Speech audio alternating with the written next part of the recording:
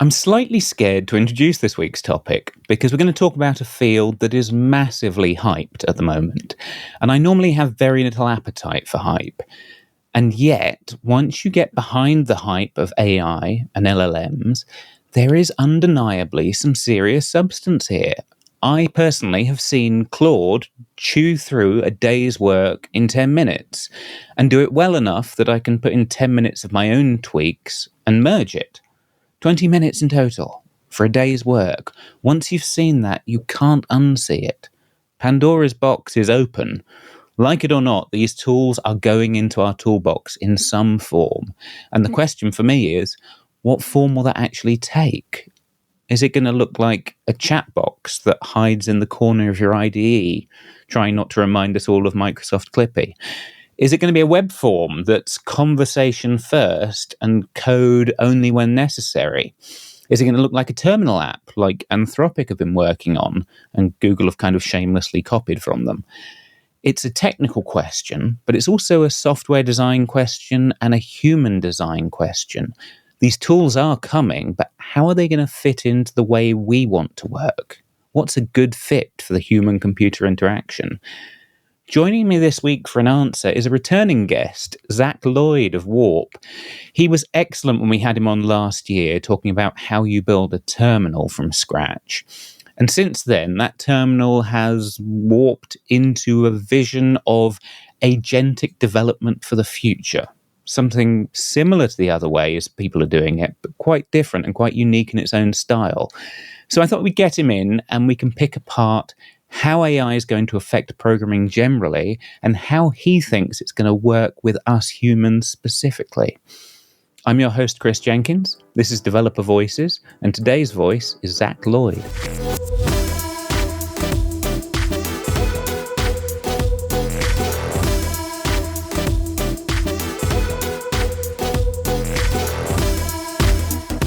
I'm joined once again by Zach Lloyd. Zach, how are you doing? I'm good. Thanks for having me, Chris. Pleasure as always. I was just thinking back, because we last spoke almost exactly a year ago. Mm-hmm. And we were talking about Warp, and we were talking about what it takes to build a terminal, and GPU shaders written in Rust, and going through ANSI escape codes and all that good stuff. And then towards the end, we touched on a little putting LLMs into a terminal.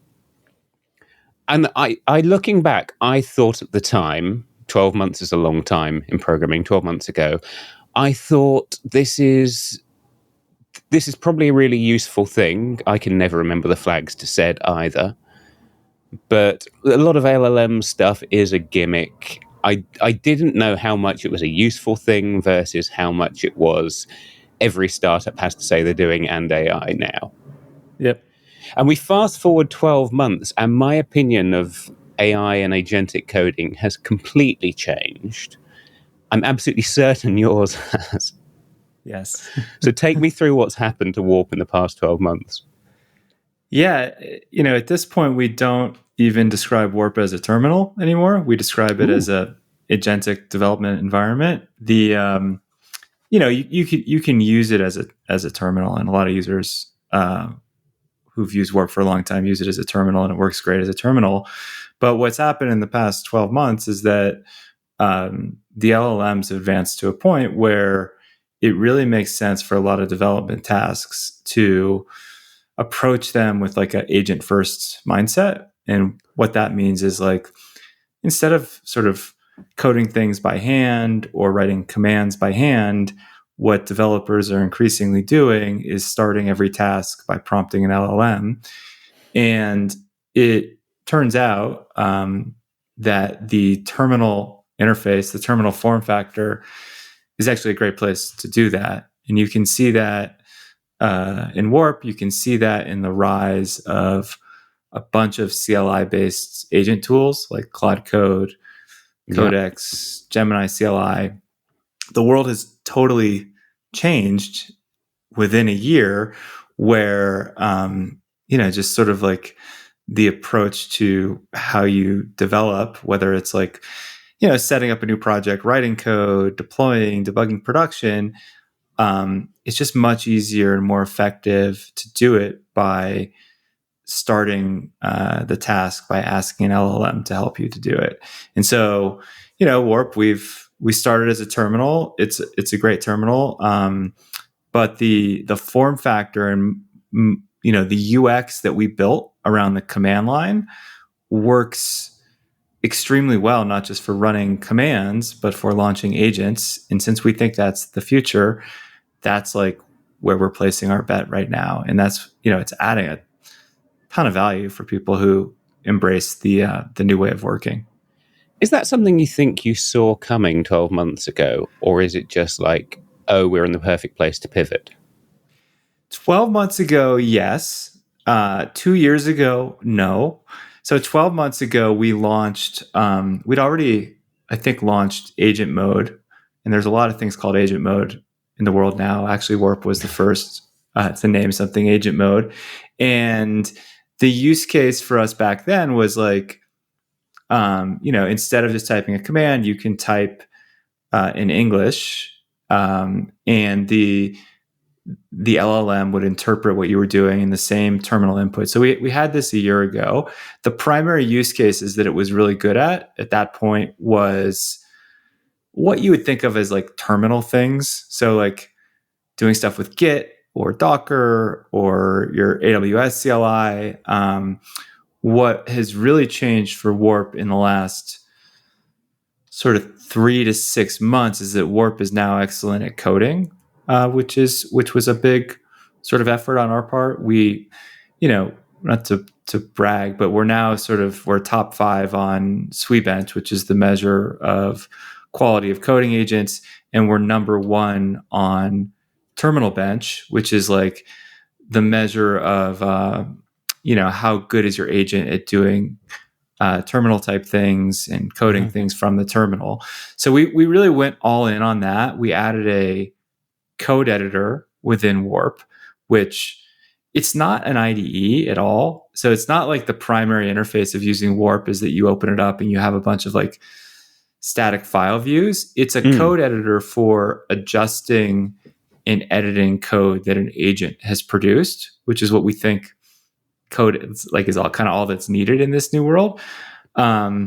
So I would say, like, to answer your original question, a year ago we sort of saw this coming. 2 years ago, definitely not. Like we have definitely, and the company itself is 5 years old and started with the product vision of just like, let's make an incredible command line UX, which I would say we've gotten kind of lucky that UX is actually so well suited to the new world of LLMs.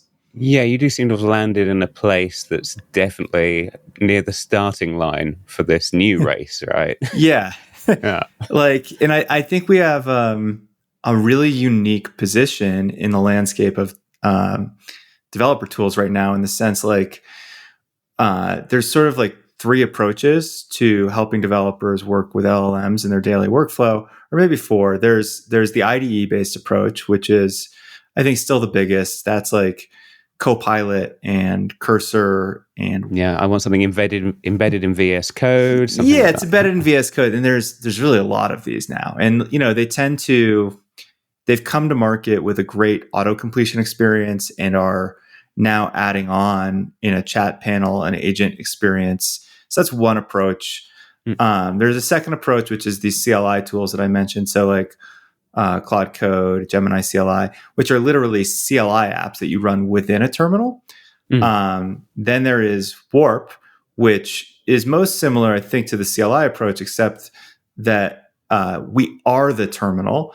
And so it's just baked into the app itself rather than running an app within Warp.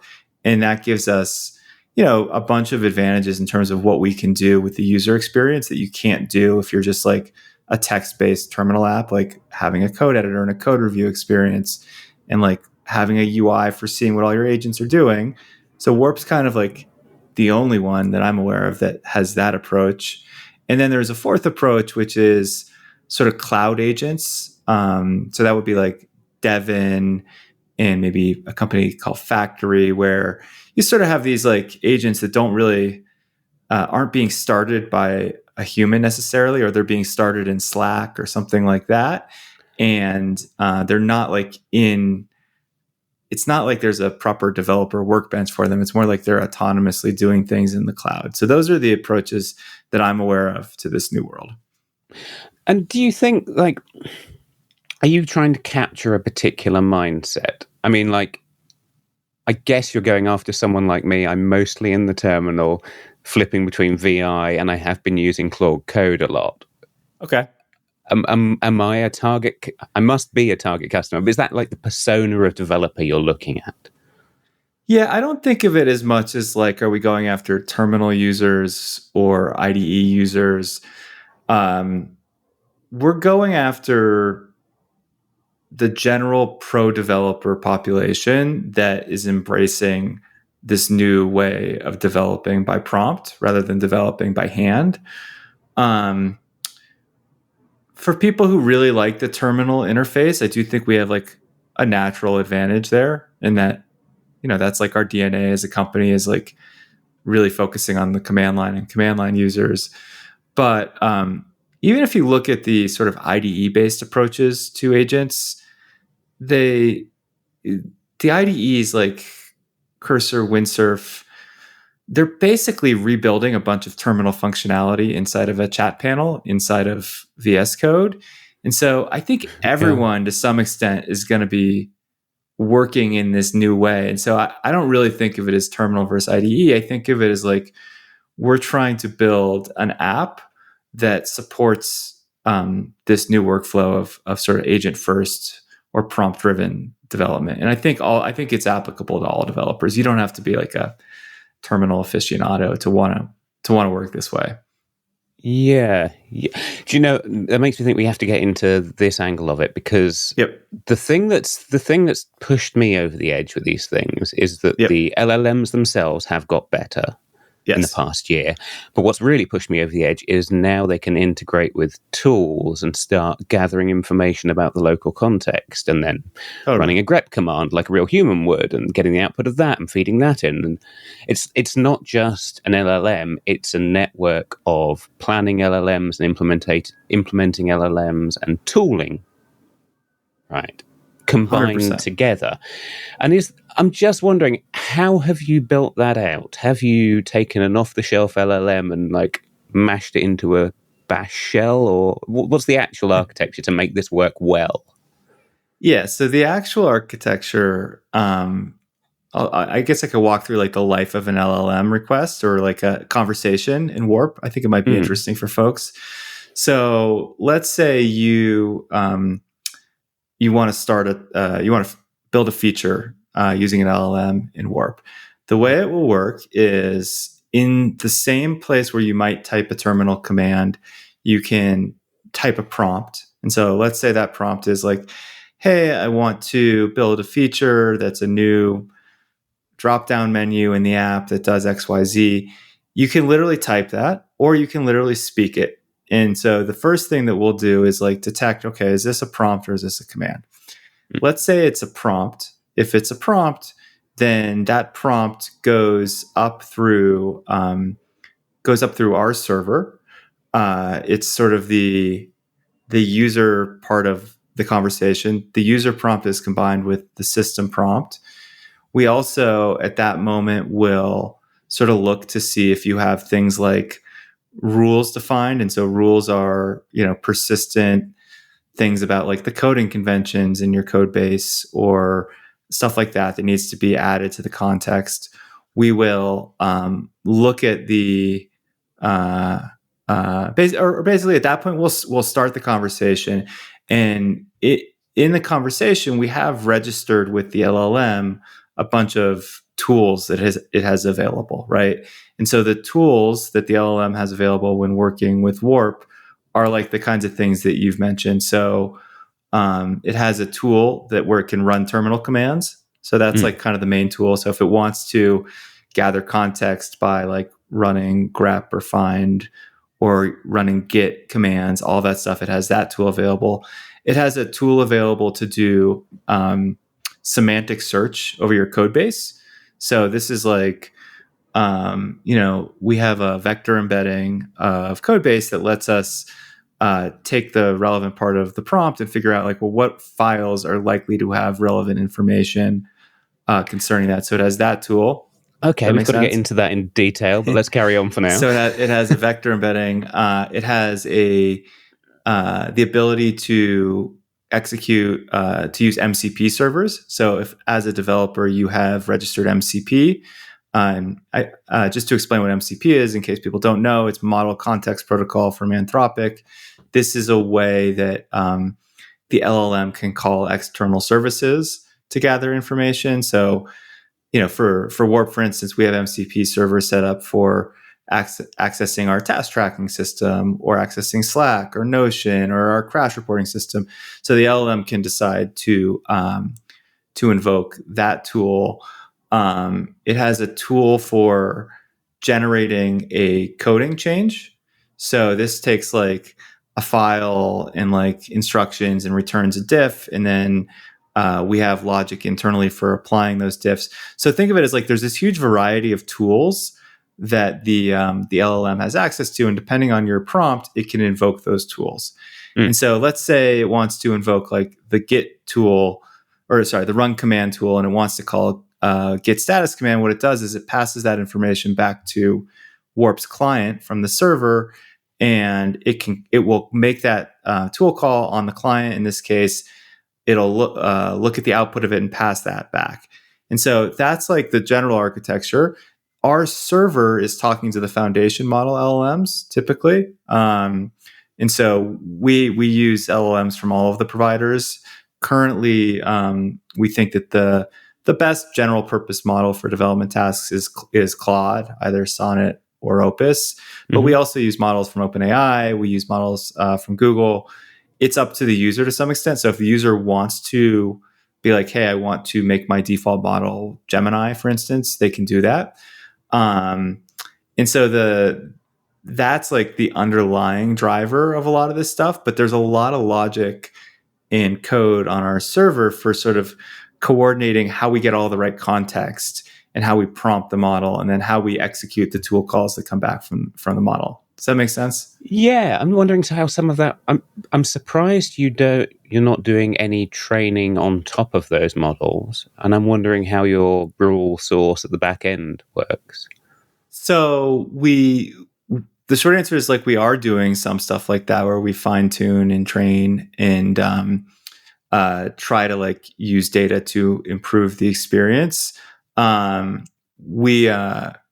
But the foundation models themselves, like we're not trying to, at least currently, build a sort of like competitor to the foundation model. We are relying on a competitive ecosystem of these foundation models, whether it's like, it'll be interesting to see what happens with Llama and Grok and Gemini and Anthropic. So we think that we're just too small. It's too capital intensive for us to like build a model from scratch. But we are doing things where we try to fine tune or build classifiers for certain types of features in the app. And how do you assemble the right prompts to get, and how do you parse the right output to say? Because I'm assuming like if you go to Claude, they don't know anything about your Warp. This is how you invoke this thing model. Correct. So how do you make that work? So I guess one important thing to point out is that these foundation models are all stateless APIs, right? So they take tokens in and they give you tokens out, and that means that every request that you make to them needs to include all of the relevant context. And so we, the way that we architect this is that there is like a system prompt that defines all of the tools that are available. And then as the user continues like the conversation, that all of that context that is in the conversation is sort of incrementally passed up to the LLM every time. So you could think of it as like, okay, we start with a system prompt, then there's a user query, then there's a response from the LLM. Then that response might invoke a tool, which would produce output, which would then get sent back to the LLM. And it could continue going like that until, like with successive tool calls, until maybe, hey, the LLM decides that it needs more user input, and at that point the user would type something or speak something, then that whole thing goes back to the LLM. And then the trickiness with this is like, if you think about that from like a just like a token usage perspective, it's kind of like a kind of grows, I think, n squared. And so it's like you have to do things to limit the usage. And one of the main techniques there is something called prompt caching, where if you keep the prefix the same, it's a lot less expensive to call the models. So there's like built-in stuff at the model layer to help with this. And then we have to hang do on, slow down. You've got things. to explain that a bit more for me. I didn't quite get that. Okay, so let's say you are you have a conversation going, and so it's a system prompt plus user message 1 plus the LLM responds plus user message 2 plus the LLM responds. You can think of this as like what you're doing is you are appending user messages to like a prefix of your existing conversation so far. So if I say hello and the LLM says hi, and then I say how's it going, and the LLM says it's going fine, there are optimizations on the side of the LLM that make it so that it can kind of remember what the conversation is so far. And so this is like a big like cost and latency optimization that all of these LLM providers support, is that you don't have to continue resending all of the conversation so far, so long as nothing in it has changed. Does that make sense? And they call that prompt caching. Is it somehow like you're associating a prefix with a certain activation state in the neural network? Yes, I actually don't know how it's implemented on their side. I can only speak to like the being like an API user. Yeah. But sooner or later, it's a black box to everyone. At some point, it's a black box to everyone, and so that's like a thing that is tricky, is managing this prior conversation context. Another thing that's interesting technically, as long as we're talking about this, is like there's a there's a limited context window associated with all of these models, which means like you can only pass a certain number of input tokens that it can have like attention over. And so, for Anthropic's models, I think this is currently 200,000 input tokens. For Gemini, it's 1 million. And sometimes conversations just have more tokens than that. And so what happens if you take a very naive approach is that the LLM starts to like forget what's been talked about so far. Yeah. I've seen that happen.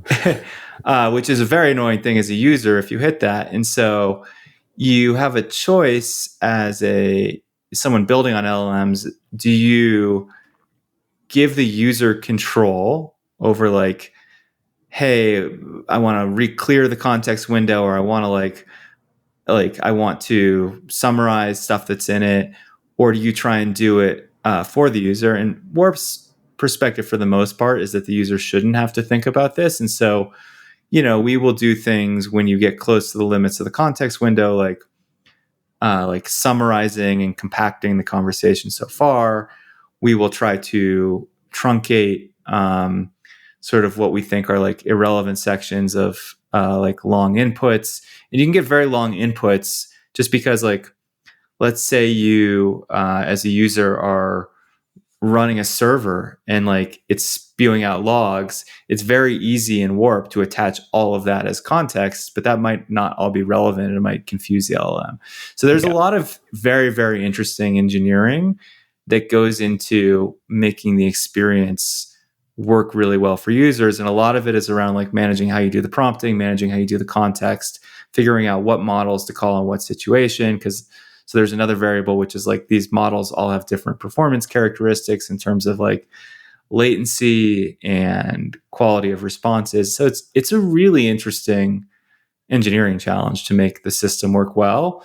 And the another big like change in our engineering mindset has been that the only way to do this effectively is by constantly measuring and evaluating and making sure that any change we make doesn't regress things, you have to look at data and evals and like, look at like user acceptance rates and stuff.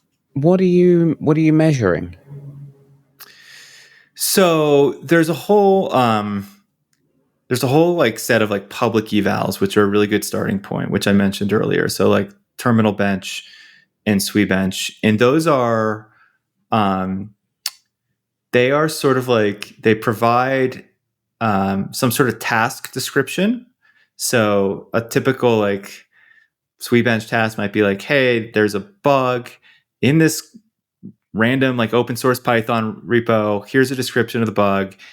And here's a test that verifies whether or not it's fixed. Can your agent fix it? Or for terminal stuff, it might be like, here's like some messed up Git state. Here's what it should look like if it's verified. Can your agent fix it? And so, and it's not pure regression tests, because some of these things are beyond the ability of the best agents right now, period. So like Terminal Bench, for instance, we're number one on that, but we're only solving 52% of the problems with it. In SweBench, we have like a 71% success rate, and the top agent is like 73% or something. So it's like you want to have things in this eval set that are too hard to currently do, so that you can measure progress. So there's the public benchmarks, and then there's another set of things that we do, which are like, when we have bad experiences, or our users have bad experiences or good experiences, we have an easy way of taking a real conversation, sort of anonymizing it, and turning it into a regression style eval, or our own eval set of what. And so measuring, like as we make changes, are we moving that number up or down is really important. So that's one approach. Mm-hmm. The other approach is looking at more like a telemetry-based approach, where you look at, a really simple thing would be like, we have a thumbs up, thumbs down on our agent interactions in production. And so you can look at the rate of that. Or for coding changes, you can look at the rate of diffs that users accept. And so looking at real user data to figure out, are we improving or regressing? Ideally doing that in a way that's like A/B tested. So it's not just like to try to limit variables and do it in like a statistically significant way. But that's a big mindset change, because like for most of the time building Warp, we were building more like, UX, or we were building more deterministic features, let's put it that way. Whereas when you're working with the models, it's really not easy to tell if something is getting better or worse as you're making these changes, because there's this sort of like stochastic nature to them. Yeah, it's not until you push out into the large and see how the crowd responds to a bunch of changes. Something like that, yeah. That must be really hard. Also, your computing budget must have gone through the roof. So we are spending a lot of money right now, just like, and to a certain extent, that's a good thing. It means people are engaging with the agent features in Warp really heavily, which is very, very cool to see. But it's not like a SaaS business where, I think a SaaS business can have like a 90% gross margin or something like that. Like, it's an expensive proposition to run all this. So we, like, every month we send a big check to Anthropic and OpenAI and Google, and then I assume they send a big check to AWS, G-Cloud, whoever is running their thing, who then writes out a big check to NVIDIA. And so there's like it all funnels down. It all kind of funnels down, and so it's a really interesting sort of business problem of like, well, where's the value at in this whole architecture? Is it the app, the model, the data center, the chips, the power companies? I don't know. Like, I don't think it's the power companies, but it's it's a very, very expensive proposition to produce and consume like these intelligent tokens. But it's amazing what it can do. Like, if you're using Claude Code, I think you're getting some of that experience where it's like, wow, I'm just telling the computer to do this thing and it's kind of doing it for me. And that's pretty exhilarating. Yeah, I found it extremely depressing for a week. Oh, really? Because I hit this point with Claude. It's like, I finally tried it out when someone was recommending it to me, and I realized that, okay, this isn't as good as I can write by hand, but it's Right. certainly as good as I would accept as a pull request. Interesting. And it's like, I spent the next week after that thinking, this is the end of programming. My career is over. What's happening? And then a week after that, I was like, actually, no, this is really exciting. This is a new frontier. Things are going to change. We get to build more stuff. It's So gonna whatever form it change. takes. I mean, I'm curious what you think about this, but my take on that particular point is that at least today, you need to know what you're doing if you want to use these tools on production code bases and produce high enough quality code to submit. And it kind of it requires a bunch of engineering knowledge and the actual thinking of how to use these things is kind of fun for me. And the success rate I find is much higher right now, at least, if you don't just tell them the outcome that you want, but you tell them how you want it built. And so you get to, be an engineer, in the sense of hey, this is what I want the model to look like. This is what I want the API to look like. This is how you should pipe through the data. And this is what, the UI layer should look like. But you're just not typing as much. And you can do multiple of these things at once. It does make me a little dizzy to do all the multi-threading with it, to have multiple, but that's how I'm working now is if I'm really going to spend a day programming, I'm not going to sit there and watch one agent do stuff for me. I'm going to do 2 or 3, and I'm going to think hard about how I ask them to do the task, but it's just a new kind of puzzle solving for me. So I still like it, but I don't know where it goes a year from now. I couldn't tell you right now. No. I think it's still engineering. It's still pretty fun. It absolutely is. And it's a bit more like managing a team of junior developers. Yes. Rather than having your hand on every line of code. Correct. And just with junior developers, it's you don't want to give them total free reign. You really want to guide them and be hey, here's what a good design for this would look like. Check in with me. Let me see it as you do it incrementally. Don't give me some huge mess of code that you wrote to review. You want to teach it to understand the system. And so it's kind of everyone becomes a tech lead in some way. Yeah. Now, I think it's hard for people who are early in their career. I worry that they won't develop the skills that you need to be an effective tech lead. I think that's a challenge. And paradoxically, I think if you as a senior engineer kind of know how to architect these things, I think you can they should be the real power users of this technology. But I actually find that many of them are reluctant adopters because they're the code it produces is not very good, and they can do it faster themselves. So it's a little bit. I'm seeing way more enthusiastic adoption, period, by people who are non-developers than I am by people who are pro-developers. But I think I think it has to change and will change. Yeah, I would expect non-developers to be delighted by the power they've suddenly got in their hands. Absolutely. It's like a magic wand. It's I couldn't do this thing and now I can build anything. And if you don't care how it's built, then I think great. But I think the problem is with professional software engineers, we do care how it's built. And it matters how it's built. Yeah, exactly. But I've had very good success with saying okay, so go and read the spec document and write the core data types for this project.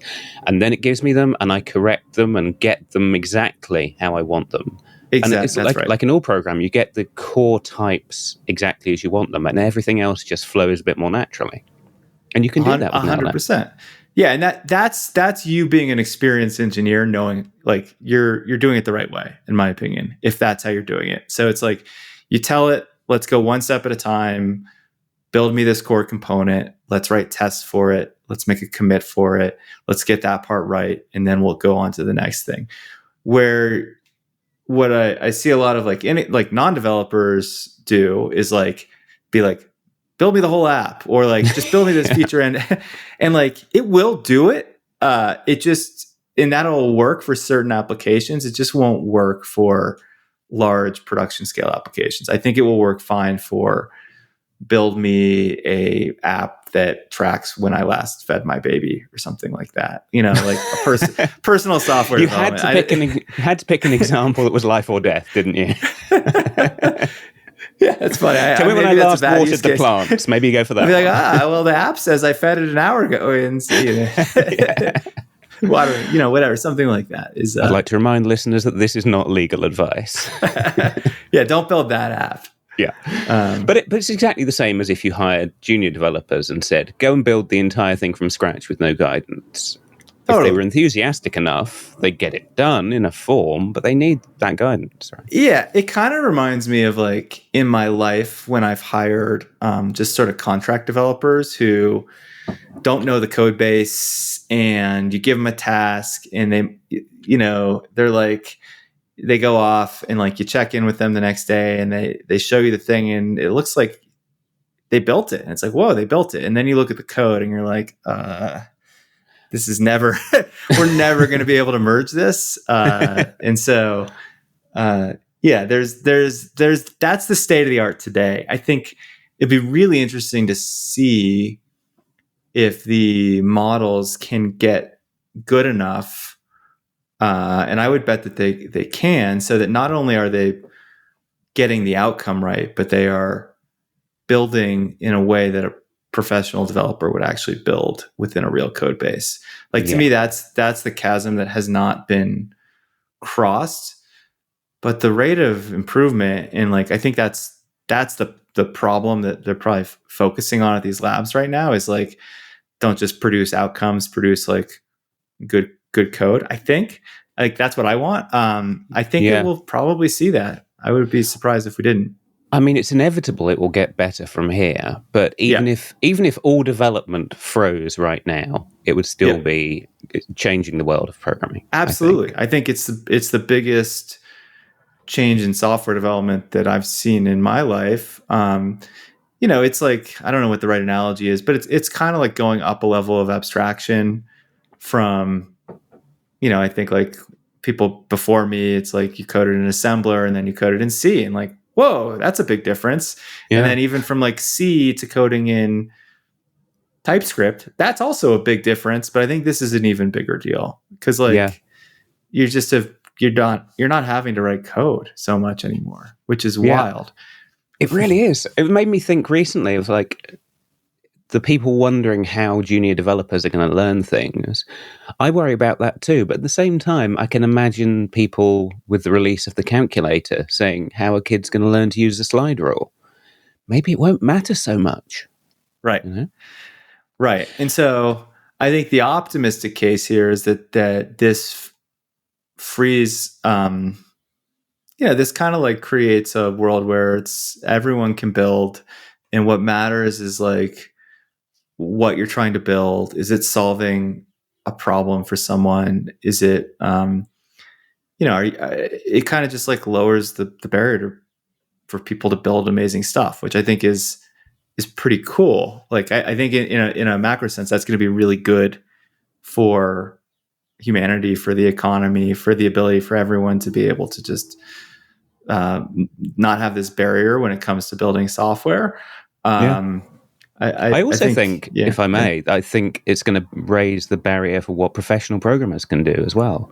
Correct. Because I can get someone else to write really good documentation for me and just check that out. I can spin up a website to promote the thing I'm building more easily. Exactly. It sort of accelerates everything. If you're a pro who really likes writing code and solving hard problems, I think that there's an optimistic case for this as well, which is like, you get to focus on the cooler stuff and like, you get to multiply yourself and get more done. That's the optimistic case. There's definitely a pessimistic case here, which is like, if I've spent my life honing these skills around like writing code, and all of a sudden writing code is like kind of automated, then what did I like? What do I do? I don't think we're there yet, and I think that there's like a way to like.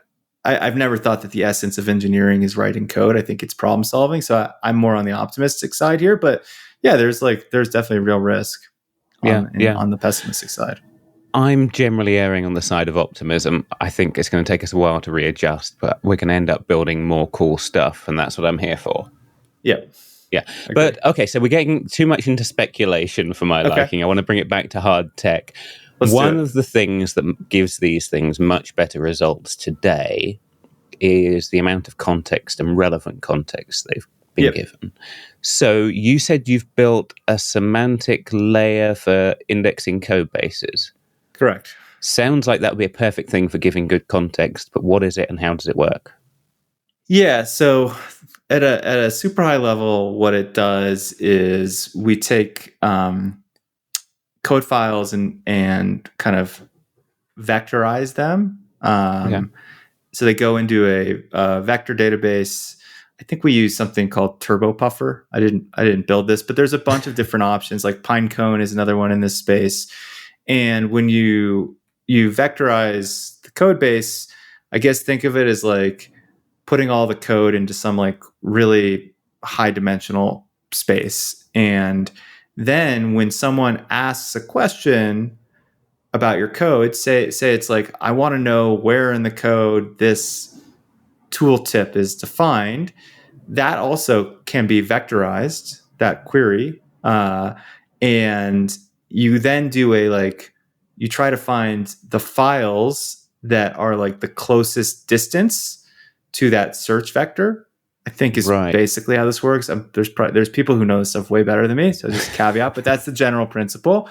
And so we will then return from that vector search basically the names of the relevant files, and then but just the names. Like we don't store any code on the server, just to be clear. So we're not like sucking up and storing someone's code base. We just have this like vector mapping of like vectors to names of files, essentially.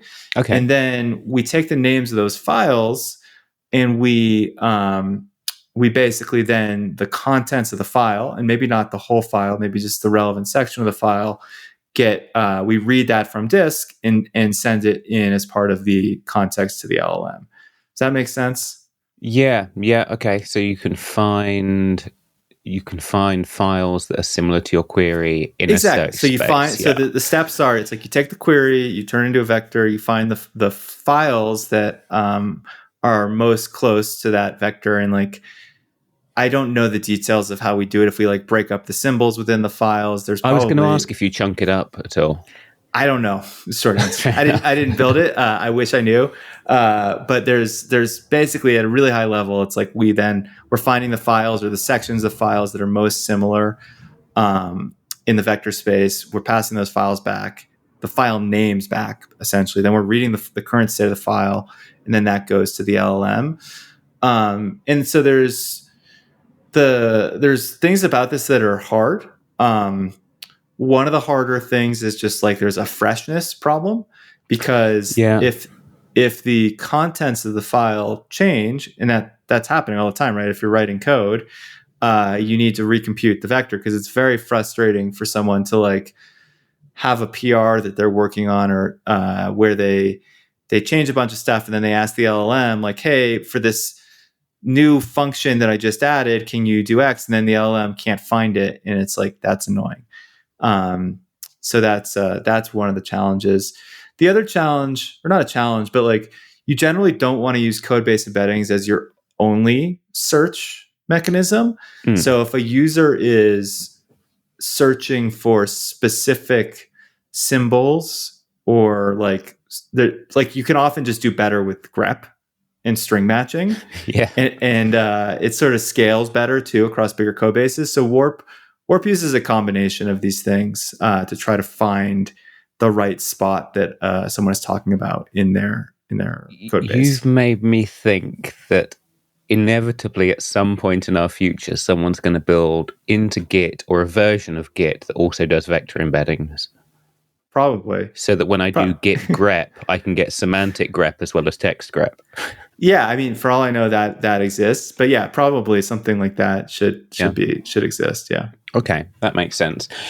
So I wanted to talk about the editor that you put into Warp, Yep. right?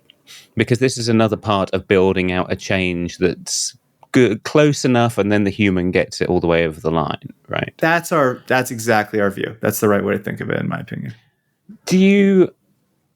How far are you planning to go with an editor built into the terminal? Because it sounds like maybe you're trying to rearrange the pieces of an IDE with this. That's right. I mean, we're literally calling Warp an ADE, like as a kind of homage. So the way that I approach this is like, well, what are the main workflows that require editing in this new world? And so we're not really building for a workflow of I'm a developer. I want to open up 5 files. I want to type in a bunch of code. I want to compile it. If that's how you're working, you should work in the code editor or the IDE. We're building editing capabilities for a sort of agent first workflow where you start off by saying like, hey, I want an agent to make this change. And then you want to be able to step in and review and correct and guide the agent. And so think of things like editable inline diffs, meaning like if the agent says like, hey, here's a change that I want to make as part of this, I'm going to show it to you in line, meaning in like the middle of your conversation. Does this look good? If not, do you want me to change it? And you can reprompt to change it, or I could just be like, okay, you're not doing it right. Let me just like click in, edit what I want it to be. Then you take my edits as context for the next thing that you do. So that's one modality. The other really big modality that we're building for, which I think is super cool, is basically a code review UI for humans to review agent generated code in the actual app that you're working in. And so right now, I think this is actually one of the bigger shortcomings of like Claude Code or Gemini CLI or whatever, is that it makes changes and then you have to sort of like either do git diff, or you got to go into your editor, or you got to go to GitHub, or you got to go like Git Tower, like whatever code review UI you use. And so we are building a really, really nice UX so that you can always see and adjust all of the changes that the agent is making. And so those are the two main use cases, like adjusting inline and then adjusting for code review. And so the question is like, how much editing do you need for that? And so I think you need you need the basics. So you need like syntax highlighting, you need linting, you need line numbers, you need, I think you probably need LSP integration for it to feel good, meaning like red squigglies when it's an error and like hover to see like the symbols and like jump to references. Do you know LSP, by the way? So language server protocol. Yeah, it's like, the various ways your language can standardize on giving you feedback on the code. Yeah, so you need that. Here's things that I think you don't need. I think you probably don't need like a mini map. And you don't need, I don't think you need like the whole VS Code extension ecosystem. Maybe some things you need. I don't think you need like, you just don't need like all of the knobs that you get in like a first class code editor. You probably need some of them though. I think you need Vim key bindings. Like if you don't have Vim, like that, you're gonna. I was desperately avoiding saying that in case that annoyed you. But yeah, I do actually need Vim key bindings. You need Vim, like you have to there's like kind of like an 80-20 approach where it's like if the editor is like, if I go into an editor and I'm like, oh my God, like I can't jump to a reference, I'm like, screw this, I'm going to go to the IDE. And so we want to build enough of it so that you just don't feel the need to context switch out of Warp to do these main workflows. But there's no world in which we're like replicating VS Code because I think that's mostly not needed. Like most of VS Code is geared around, like having tons of tabs of files open and file trees and that kind of stuff. And like, I don't think that's needed. I think like it's needed for some things right now, but won't be needed in the long run. So we're not really investing in it. How I think it much gets in the way even. Like I think it's distracting. potentially? I've Yeah. certainly started to feel like when you're dealing with agent written code, it is more like reviewing a pull request on GitHub than it Yes. is co-editing. Yeah. That's how I feel. How much will you develop something like Git integration? Yeah, so we will I'll literally just tell you what we're thinking. So we'll definitely have the ability to sort of like see your current diff against like your stage and unstaged changes, and we'll also have the ability to work against the sort of PR level, which is how I like to work typically when I'm working with agents. Like, what's the whole diff for the PR? But you'll be able to see the current commit, you'll be able to see the PR, and then you'll have stuff where you'll be able to easily open a pull request. It's interesting. We don't have to build this in any fancy way because it's so easy to just be like, ask the agent.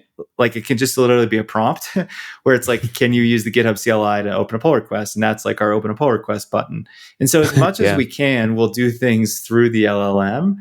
I think an interesting question that we'll probably make it so that you just don't have to go to GitHub at all. I'm curious if people will want that, meaning like we'll probably build it in so that you can just like look at like your teammates' comments as well.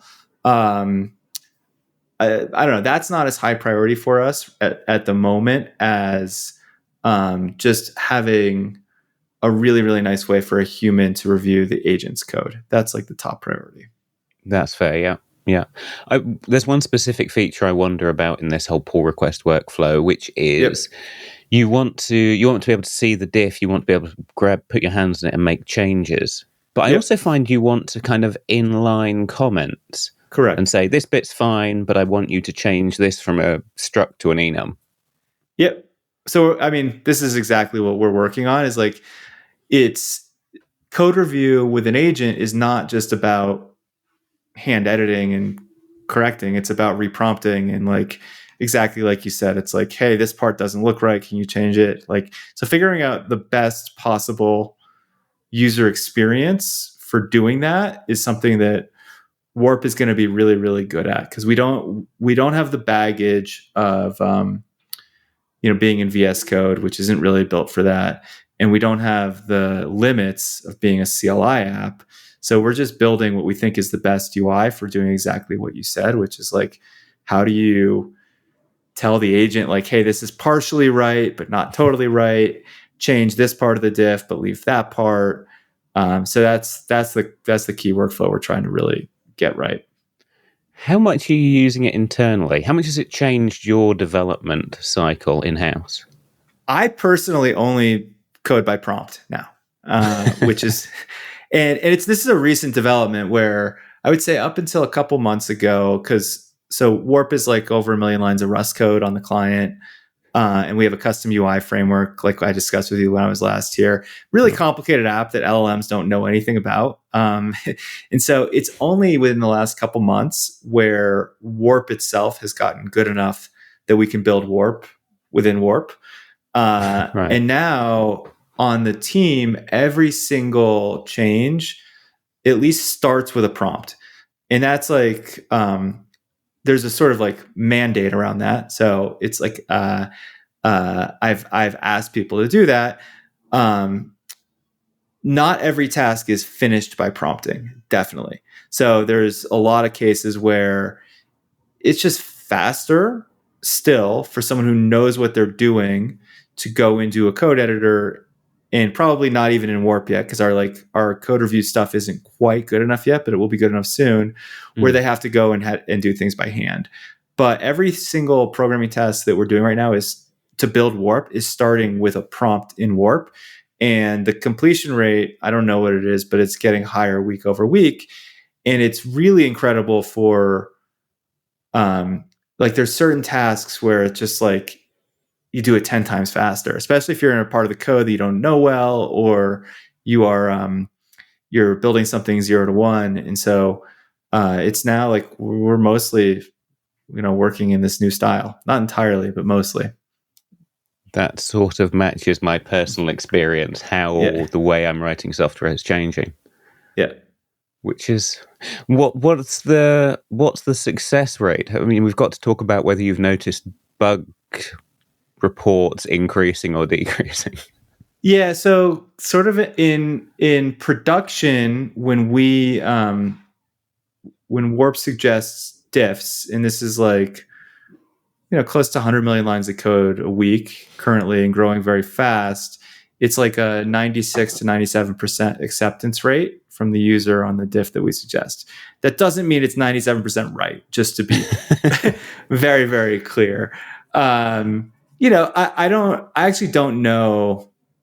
It's kind of a harder thing to measure of like I think the best proxy that we have is like, well, what's the rate at which we need to change the diffs?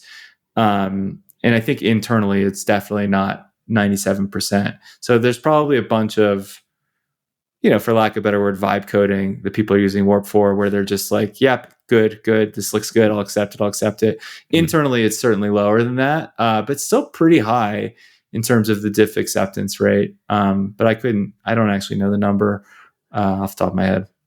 Okay, but I have to ask to get the full picture, right?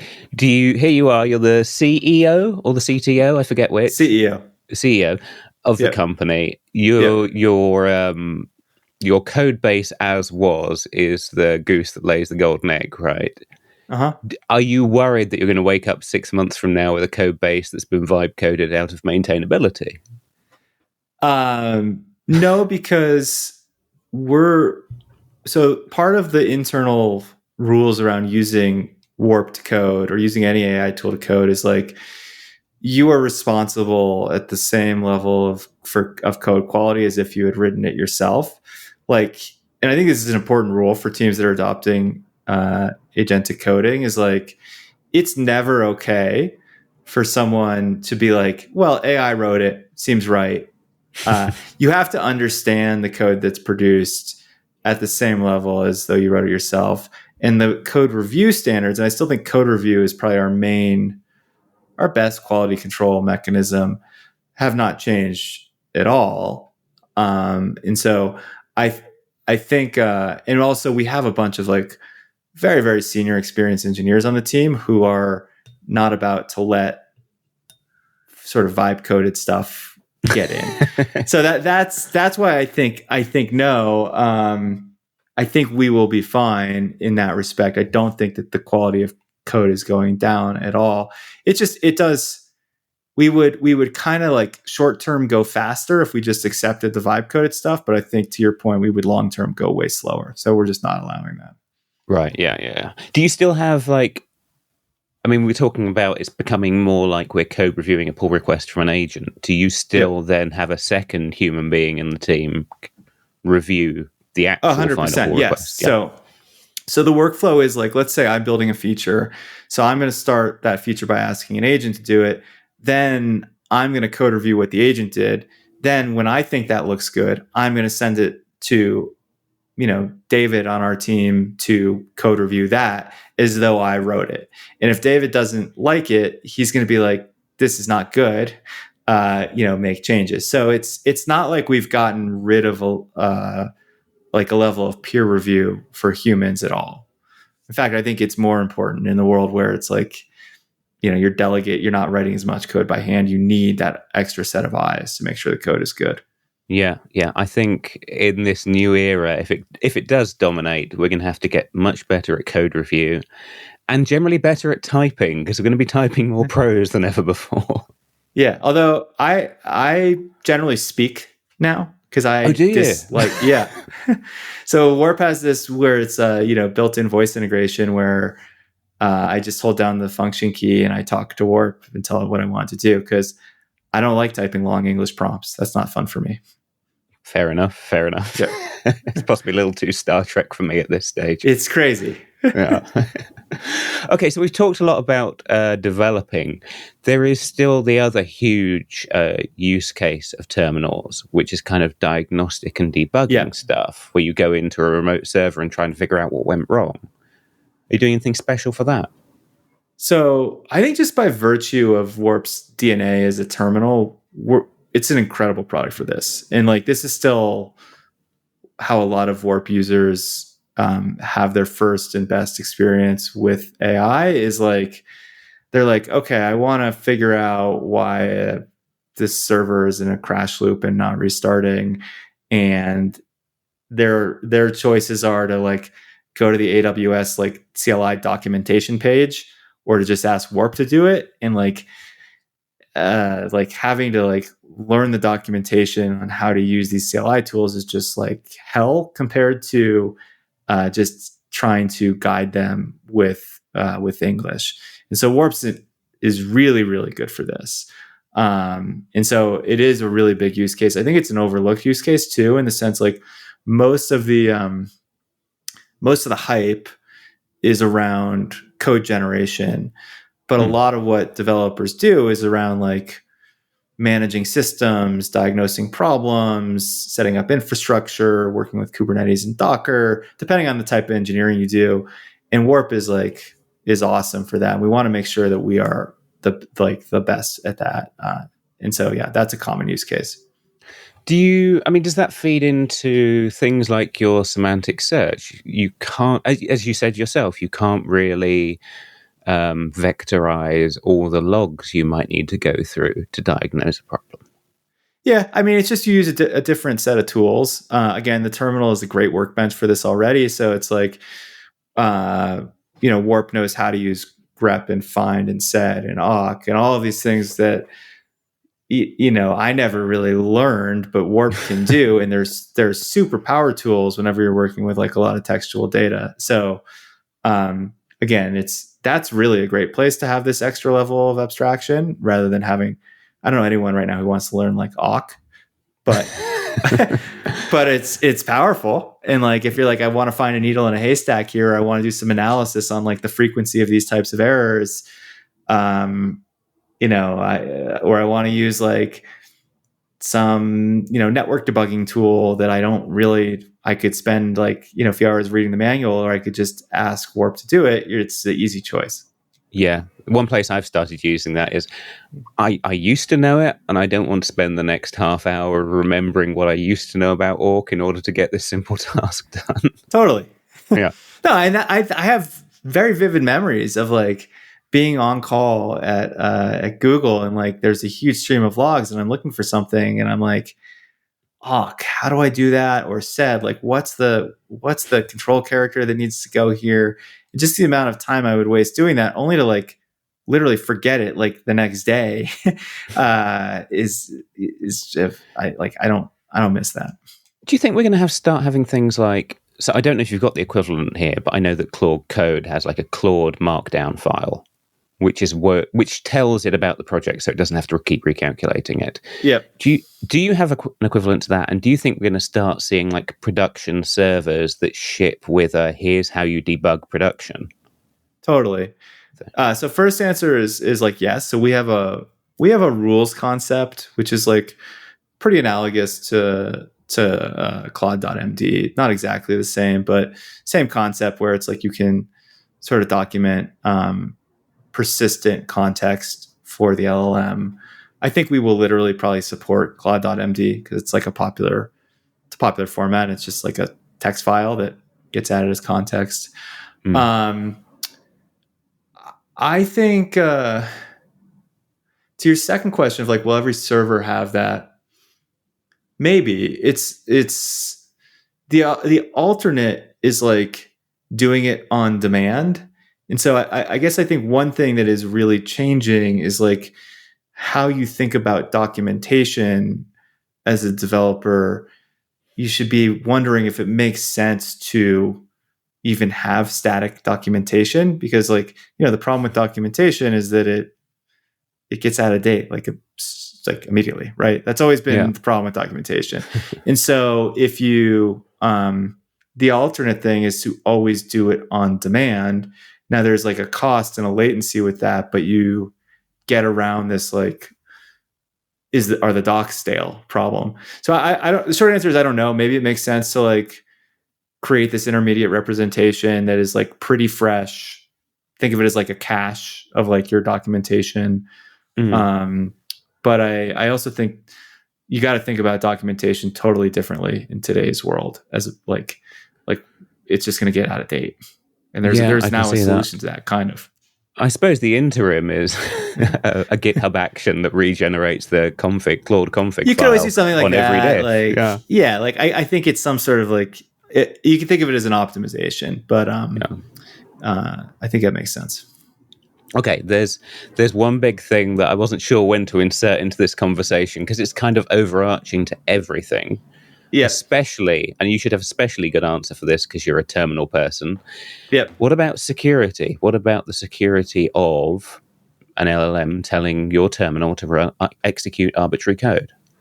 Yeah, so this is definitely this is a major risk. So the way that we think about this is like, you as a developer or maybe as a company that is buying Warp for your developers should have control over like how autonomous you allow an agent to be. And so by default, like the default agent way the agent ships in Warp is today effectively like you're in the loop, like for kind of everything. And if you don't want to be in the loop, you have to say, you've got to say to the agent that I want to allow you to make code diffs. I want to allow you to run commands. And then there's a second layer on top of that, which is like, and by the way, never run RM without my explicit approval. Never run sudo without my explicit approval. Never run curl. And so we let you configure that. That's one approach. That's what we have today. I think a second approach that we're looking into that exists in some other tools is more of a sandboxing approach, where Warp runs on your local machine and it runs effectively as you, and so that's kind of dangerous just inherently. And so you could create more guardrails by having it run in some sort of sandbox environment, whether it's a Docker container on a remote machine or something like that. And so that's also I think a decent solution here. There's another level of solution which is like more around like data privacy and security, which I think people have good concerns around, which is like I'm worried about leaking secrets and them getting into like the LLM's training set. And so for stuff like that, we have multiple levels of things that we do. So we basically run a bunch of regexes that are also controllable by you or by your company to scrub anything that looks like a secret before it gets sent to an LLM. All the LLMs that we use, we have what's called zero data retention policies with, where they are contractually not allowed to train on any of the data or store it for more than like a certain period of time. I think it's like 30 days. And so we do what we really do the best that we can to make it totally like controllable, and then like to prevent yourself from shooting yourself in the foot, and then also to make it transparent around what we're doing. But it's a powerful, with kind of great power comes great responsibility, and so you got to kind of know what you're doing. It's a power tool for sure. Yeah, don't click auto accept blindly. yeah, I would. I personally run it where I allow it to just make code changes, because I'm always running in a Git repo, and it's like it's all because of that. There's a sort of sandbox around it. Running commands is maybe a little bit scarier, but like I've never had it actually, delete my hard drive or anything. We have all these other guardrails in place, but you should be careful when using it for sure. It's a power tool. Yeah. We'll be back in another year to see if you've accidentally deleted your hard drive. I think the irony is, I think I'm more likely to accidentally delete my hard drive than the agent is. Yeah. I totally am. I'll put a RM space / space, like I'll forget to escape a space, like, and then whoops. Like that's more likely to happen, I think. I've done it a couple of times, so my batting average is worse. Yeah. Yeah. That makes me think that, okay, yeah, I could definitely see dev containers or something like that being an integrated part of this. And that reminds me of one more thing I wanted to ask you about, which is there's a certain implied linear workflow here. You and one agent working on one change, but you must have thought about parallelizing work streams. Oh, this is a core part of the new version of Warp. It natively supports multiple agents running at once. And so what I mean by that, so the model in Warp, and I think this is you have to parallelize because otherwise you're just sitting there watching an agent work, is that every terminal session can effectively support its own agent running at a time. And what that means is like you can just by splitting panes or creating new tabs effectively get up to like n agents running. And then we built some really cool UI around being able to see what all the agents are doing at a glance and being able to get like system notifications or in-app notifications when an agent needs your attention. And I think that's definitely the world today. The world tomorrow is that, you don't even, it won't necessarily be a human that's launching the agent. It will be an agent launches in reaction to some sort of system event. And so, managing that, just like the management and orchestration of these agents becomes an even bigger feature that we need to get really right. How do you do that? I mean, what's your design? What's your approach? What are you foreseeing? So I'm foreseeing something, I don't know, there's a bunch of different UIs that might support this. Like one would be something that, kind of looks a little bit like Slack, where you can see all of the logs of what agents are doing across your system by some sort of like topic or something like that. Another design for this looks a little bit more like GitHub Actions, where it's kind of more of like an if this then that type architecture for what your agents are doing.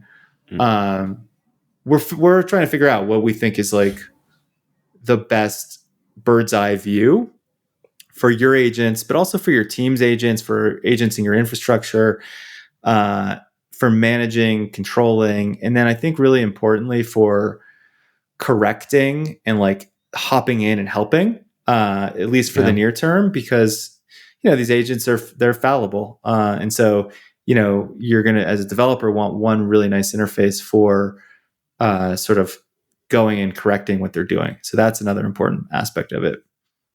Yeah, a terminal with built-in orchestration layer. It sounds like It's not a terminal. I'm going to keep repeating that. I mean, it is a terminal, but like it's fundamentally what we are trying to build here is not a terminal, not an IDE. It's a new type of tool that we call an agentic development environment, where it's really geared towards launching, managing, correcting, working with agents. It looks a lot like a terminal. It works as a terminal still, just to be clear. So I don't want to confuse people too much. But that's mainly because we think that the terminal form factor is really is basically what you want for this. So anyhow. Okay, then final speculation question. Yep. Like there are lots of people and lots of money going into figuring out the right way we will interact with these agents, right? Do you think we're going to see one winner, which you must hope is you? Or do you think it's going to be like everyone has a different editing style? We're all going to have different agent styles? Awesome question. I think historically, if you look at developer tools, developer products, it's been very fragmented. Developers have a lot of personal choice in configuring their like cockpit, so to speak. Even and when we go and sell Warp to big companies, the general attitude today matches that, which is that no like CTO or VP of engineering wants to force a tool onto an engineer. There's just like a general agreement at the moment that engineers are best positioned to choose the tools that will make them most productive. And so what you see at companies is companies kind of like getting licenses for all different kinds of tools, whether it's like, Cursor plus Warp plus Cloud Code, like they might allow their developers then to pick the one that they feel like makes them most effective. So that's what I see right now. Will there, I guess what would change that is if there emerges some sort of like network dynamic where there's increased value for people using these tools together, or if some tool really I think it's a network dynamic actually. So if or one of these tools does the best at like learning your team's infrastructure or has a higher switching cost or something like that. But as long as these tools are very easy to switch between, I think it will stay as like developers are best positioned to pick the thing that's going to make them most productive. So I don't really see at the moment like a winner take all thing, but that could change. And we're not like trying to force that world either, to be honest. Like we want developers to opt in to using Warp because they find it to be the most powerful and productive way of them doing agentic development. But I totally understand that some developers are going to want to use Cursor or use Cloud Code or whatever. Well, I hope it stays that way. I hope you do well, but I hope you keep the pressure on to keep doing well. Yeah, exactly. It's like, it's better. I think it's better for the developers if there's like a competitive dynamic where all of these companies and open source projects that are trying to produce stuff that helps developers ship better, that they keep competing and keep pushing the state of the art forward. I think that's healthy. Yeah. On that note, I should probably have to leave you to go and keep building the future. Yep. Zach, it's been great to talk to you. Chris, thank you for having me. Could I give a promo code for people who want to try Warp? I think I've made you sing for your supper well over 2 hours now in total, so I think you can do that.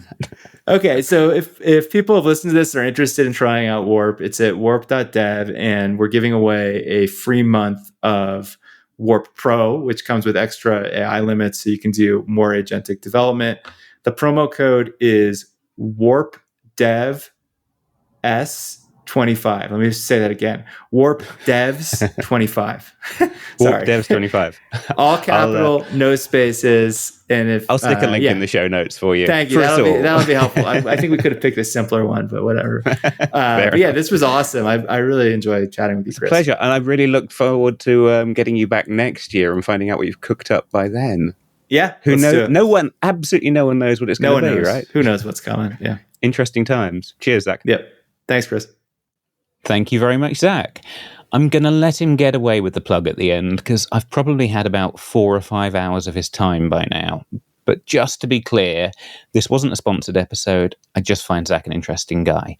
I hope you did too, but let me know in the comments. Like I said at the start, it's sometimes hard to hear the voices of real developers over the hype of Silicon Valley at the moment. So let me know what you're thinking. I'd be interested in hearing everyone's take on how much you think AI is going to change the game. I really don't know. I know it's going to change it somehow. I don't know how much or how. So give me your 2 cents. Whether you're commenting on that or not, if you've enjoyed this episode, please take a moment to like it, rate it, share it with a friend or a colleague, and make sure you're subscribed because we'll be back soon with another episode. But until then, I've been your host, Chris Jenkins. This has been Developer Voices with Zach Lloyd. Thanks for listening.